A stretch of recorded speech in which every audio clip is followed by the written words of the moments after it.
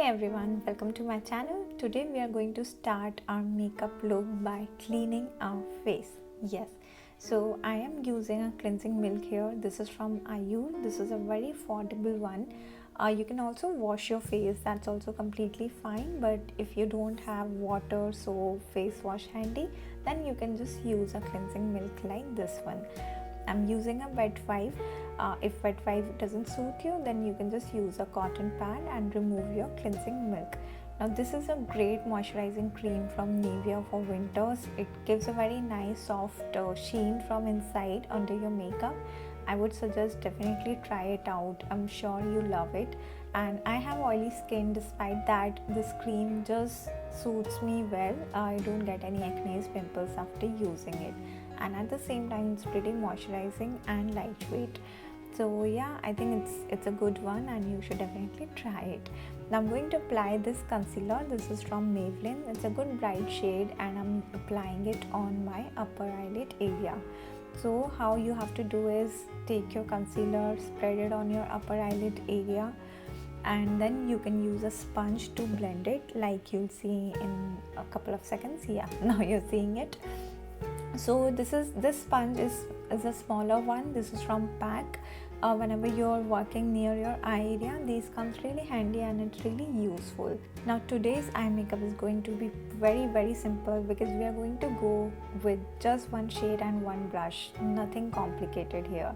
So this shade, as you can see, this is between black and purple and it's pretty nice. So you use the pigment in the outer corner, blend it then in the center, and the leftover you use in the inner corner as well as your crease line.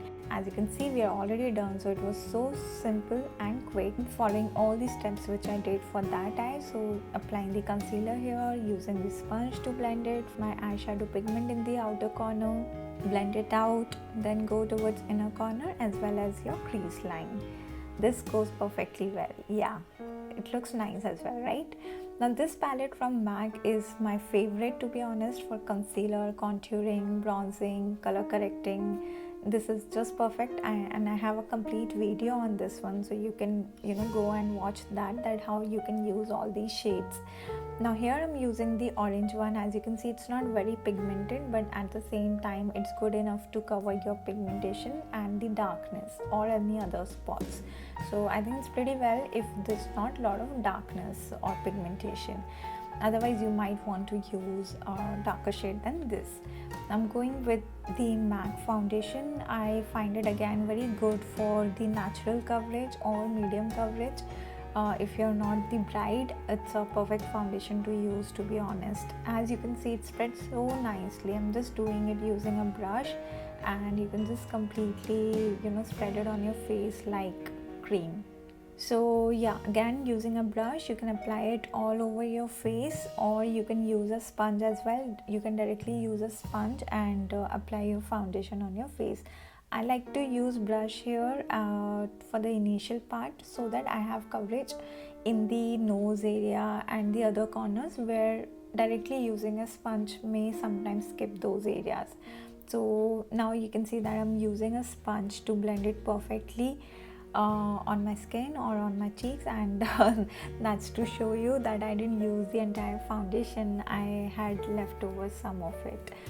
So yeah, for the eye area you can use the pointed end of the sponge. For cheeks, forehead, you can use the bigger side or the opposite side, the round one, for your forehead as well. For eyes, the pointed one really becomes useful. So you can see I'm kind of doing a mix and match, using the pointed and then side. I hardly use the round side, to be honest. Now this is from the Forever 52 and it's a brighter shade. So after foundation, I like to highlight some areas. So in this video particularly, I'm gonna do it for my under eye area and the forehead. As you can see, we have already done there. This is a bright shade, so what it will do is it will add dimension to the overall face and it will not look flat. In fact, after this we will use a bronzing shade so that we have some warmth as well on our face and it doesn't look white or yellowish as such. So again, using a sponge, you can blend it easily. I would suggest after your foundation, instantly follow this step so that the blending is smooth. For eyebrows, I'm not going for a very dark shade. I just use my eyeshadow pigment actually to fill my eyebrows, and here I'm using the exact same shade which I applied on my upper eyelid area of eyeshadow to give that dimension to my lower lash line. Now here we are using the same palette from MAC to add the warmth, as I said. You can also go for contouring, then that shade will be darker than this, but I'm going for this because I am not really going for contouring in this video, and I'm just going for bronzing. So just a warmth, little bit on cheeks is what I'm gonna add here, and exactly that's what I'm doing right now. Now this is a blush, I think this was from Forever 52, and I'm just using my finger here because I like how I can control and blend it in the areas where I want. I just wanted a blended a look of blush and the bronzing shade we used, which exactly what I got here. Now this is the powder from K Beauty, and I'm just using it in the areas where I get oily. So I have T-zone oily, and I use it, I generally use powder for those areas only. It's winter, so now we don't have to worry about our makeup melting down, right? So this is a big brush. You can just dust off your powder using one big brush, and then you can use a liquid highlighter like I'm using here. So it will not be very visible because it's a liquid one and the quantity I'm using is actually very limited, but you can go for more quantity if you like sheen. Because my skin is oily, I like to go light on highlighter because then it anyways increases. Here I'm using the Mars lip liner. This is in the brown shade. So first I'm outlining my lower lip, then outlining my upper lip. So I just outline it in the center, not really in the ends, and then start filling it up like this. Just smudge it using your lips. You can do that, or you can use a brush as well. Now for liner, this is from Maybelline, a very good liner I would say. It's very pointed, so it does help you to give that kind of finish as well as control when you're applying it.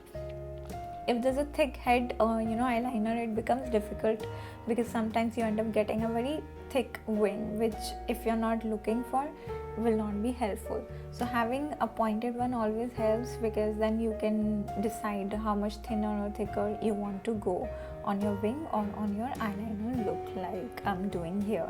So I started with a very thin line and then kept on increasing it till I reached the point where I like it. Here I'm using Rico gel eyeliner pencil in the same purple shade, and here is the blunder you're going to see now.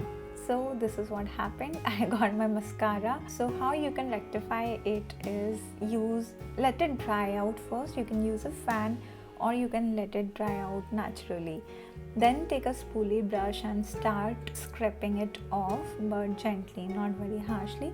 Otherwise your concealer will also come out. Even if that happens, it's okay, because you can always top up your concealer. But I would suggest that if this happens, let your mascara dry out and use a spoolie brush. Gently start scraping it off, and yeah, you see now that we are good to go. So yes, again going with mascara, but careful this time. I'm just using it in the roots and then going upwards so that we have a good hold. Removing my clips, doing my hair, giving it a little bit of volume using my brush, and here we go guys. I hope you enjoyed this video. Do subscribe. Thank you. Bye bye.